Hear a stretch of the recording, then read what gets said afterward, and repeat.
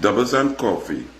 You know, after reading through all the evidence and the affidavit to the CPEP matter that has just been referred to the DPP for investigation by the police, by the fraud squad, by the anti-corruption bureau and so on, and reading through the affidavits and just thinking about what type of people this PNM under ROWLEY really were. When you think about leaders really choose people in their own likeness. I've been trying to tell you all that. And ROWLEY's track record from since national quarries back in the late 1970s through his senatorial positions and his ministerial positions in the PNM to Scarborough Hospital and Landgate, Greenvale, his Minister of Housing, his Minister of Planning, Integrated Planning, where his friends' assets went up from 10 million to 850 million. Then him and Noel Garcia in Las Alturas, Edinburgh Towers, come up the line. His attacks on Manning because Calder Hart chose some other contractor that he didn't like. Then his email gate. Now you all know about the email gate, but what I want you to do for a moment is think about the human being who would know in their heart after reading documents that what they had there was total fabrication, lies, concoctions. They weren't even emails.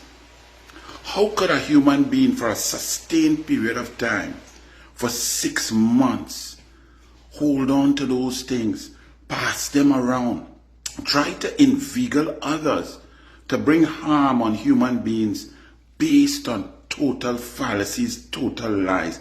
Think about how much of a scumbucket you have to be to then call a parliament, call it right to the speaker, and call a motion of no confidence in a sitting prime minister, duly elected by the people, performing brilliantly, serving the people, using the resources of the people to help poor people, to help those most in need, creating jobs, smooth roads, water.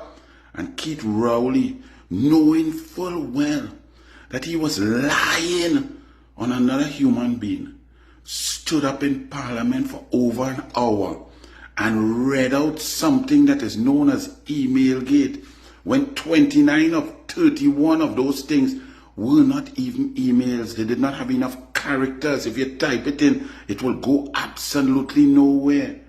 What kind of human being would do that? How could that human being sleep knowing that they were lying on others? Straight out Franco, man. Look how many minutes, hours of videos, doubles and coffee, Douglas politics, speeches, interviews, press conferences that I have done. And I have a passionate dislike for Keith Rowley because he's not a man, he's a scumbucket. He will use his position as a teacher to impregnate a girl of school age. He does brush man in his cabinet, brush the wife. This is not a human being that you could even line with. This is someone of low character. This is a slug. So I detest Keith Rowley. Have you all ever heard me lie on Keith Rowley once? Once? Not even by mistake. Even though I detest him.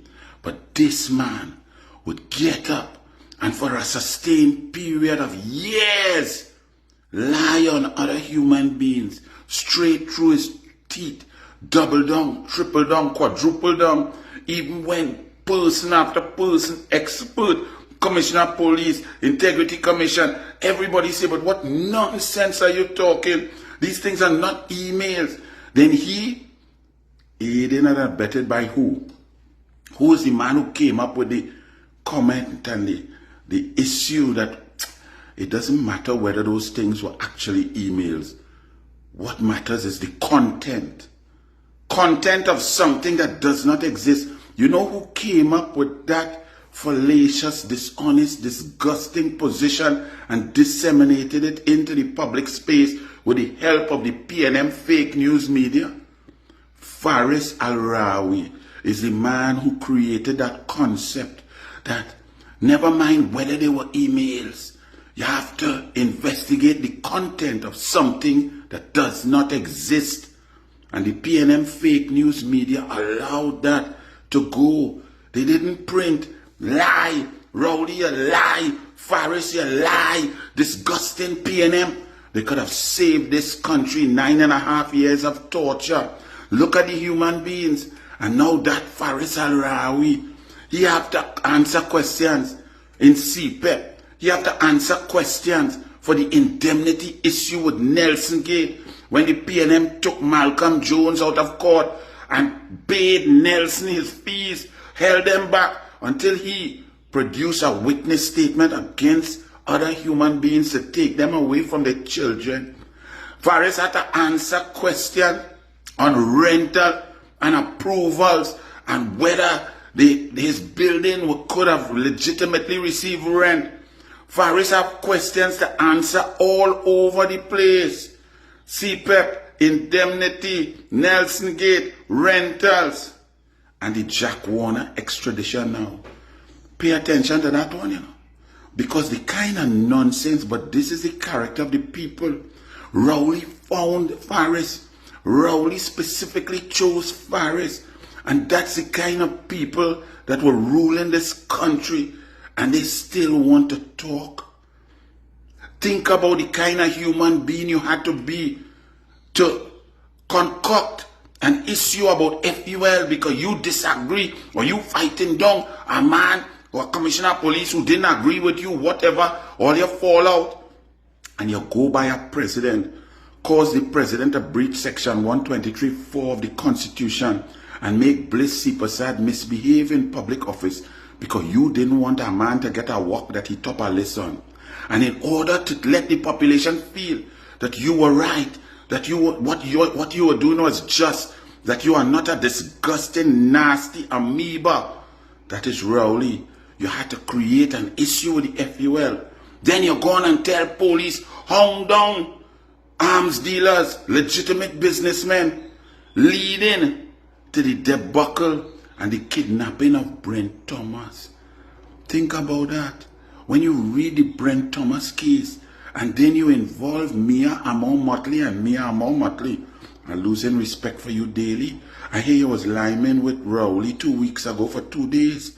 Mia Amon Motley, who asked your government to allow the Impacts plane to bring Trinidad and Tobago police officers to land on your sovereign soil in your airport without documentation, without extradition, without warrant, without legal papers, to go in a man's hotel room and kidnap him out the hotel room when the police in Trinidad knew he was going to see his doctors. He sent a letter to them to let them know exactly where he was going. Mia Amon Motley, you're not answering. You're still liming with Rowley. What kind of human being will do that? Kidnap a man, bring him down, try to charge him, decimate his character. A man who had served this country in every sphere. A man who had supplied national security with technology and equipment for decades. A man who had trained officers.